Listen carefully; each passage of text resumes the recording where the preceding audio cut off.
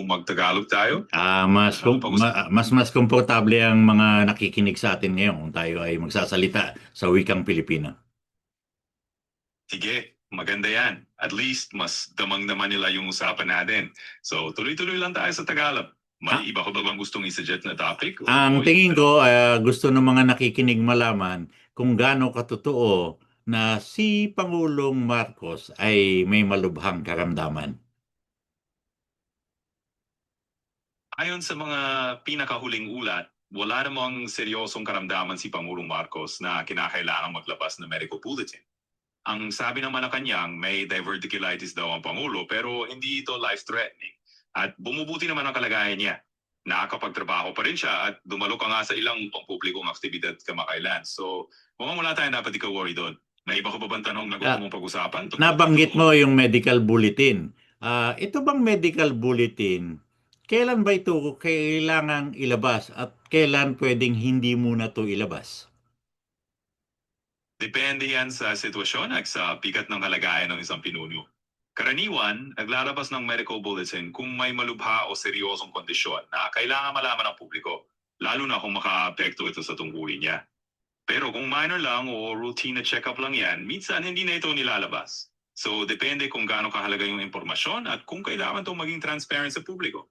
Ngayon, curious ako, may iba ka pa bang usapan na gusto mong pasukin o tuloy lang tayo dito? Tuloy lang muna tayo dito kasi ang interest ng marami, may nagsasabi ng medical bulletin ay dapat daw ay palaging gawin. Ano ba ang sinasabi ng batas tungkol sa medical bulletin ng Pangulo? Sa batas ng Pilipinas, walang isang partikular na probisyon na naguutos na kailangan laging maglabas ng medical bulletin para sa Pangulo. Ang kalakaran, karaniwan naglalabas ng ganong impormasyon kung may malubhang kondisyon na makakaapekto sa kanyang kakayahang gampanan ng kanyang tungkulin. Pero kung hindi naman seryoso o malala ang kalagayan, hindi ito sa pilitang iulat. Sa madaling salita, nasa desisyon ng palasyo at ng doktor ng Pangulo kung kailan ito kailangang ilabas. So, ibig So, sabihin, kung hindi siya maglalabas ng medical bulletin, gagamitin niya ang sarili niyang diskresyon ng palasyo, wala siyang nilalabag na batas. ganun. Sa katunayan, may sariling pagpapasya ang palasyo kung kailan sila maglalabas ng medical bulletin. At kung sa tingin nila ay hindi naman kailangan dahil hindi siripot ang kondisyon ng Pangulo, wala silang nilalabag na batas. Nasa kanila yon kung kailan nila gustong maging transparent o kung mas angkop na panatilihin na lang muna itong pribado. So, walang problema dun sa aspeto ng batas.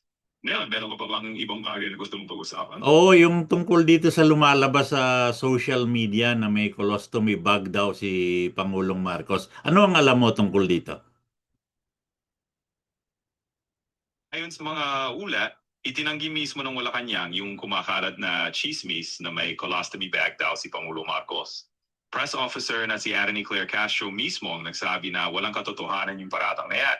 At binansagan pa niyang chismis lang yung mga sinasabi ni dating presidential spokesperson na si Atty. Harry Roque.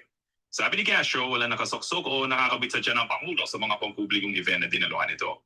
Kaya mukhang walang basihan yung mga balitang yan. So yun, mukhang kumpirmadong chismis lang ito ayon sa palasyo. May iba ka ba bang gustong itanong tungkol sa isyong to o may iba tayong pag-uusapan? Kaya dito pa rin sa colostomy bag, para sa kapakanan ng mga hindi pamilyar sa colostomy bag, ano ba talaga ito? Oo naman. So, ang colostomy bag basically is itong maliit na pouch na nakakabit sa tiyan ng isang tao para doon ilabas yung waste mula sa bituka. Ginagawa yan kapag may operasyon na kung saan kailangan i-redirect yung daluyan ng dumi, usually dahil sa isang surgery o kondisyon sa bituka. Kaya yung pouch na yan, doon na pupunta yung waste sa labas ng katawan. So, ngayon, medyo technical lang siya, pero ganyan yung basic na idea. May iba ka pa bang tanong na gusto mong i-follow up dito? Kung sakaling ang Pangulo ay nagkaroon ng colostomy bag, ibig sabihin ba noon siya ay tinuturing na naging incapacitated na dapat ay ibinigay niya muna ang panunungkulan sa Vice Presidente, katulad ng sinasabi ng mga supporter ng Vice Presidente sa social media? Hindi naman kaagad ganon. Ang pagkakaroon ng colostomy bag ay hindi automatic na magiging basihan para masabing incapacitated ang Pangulo. Ang mahalaga dito ay kung kaya pa rin niyang gampanan yung mga tungkulin niya. Kung halimbawa nagkaroon siya ng ganyan pero perfectly capable pa rin siyang mamuno at makapagtrabaho, hindi yun magiging sapat na dahilan para automatic kong ibigay ang posisyon sa vice presidente. Kumbaga, ang issue dito ay kung naatasan pa rin ba niya yung mga gawain bilang Pangulo. Kung Nabanggit mo operational kanina yung pangalan ni Harry Roque bilang isa sa naging nagmula ng balita na may colostomy bag ang Pangulo. Ano ba ang sinabi ni Harry Roque?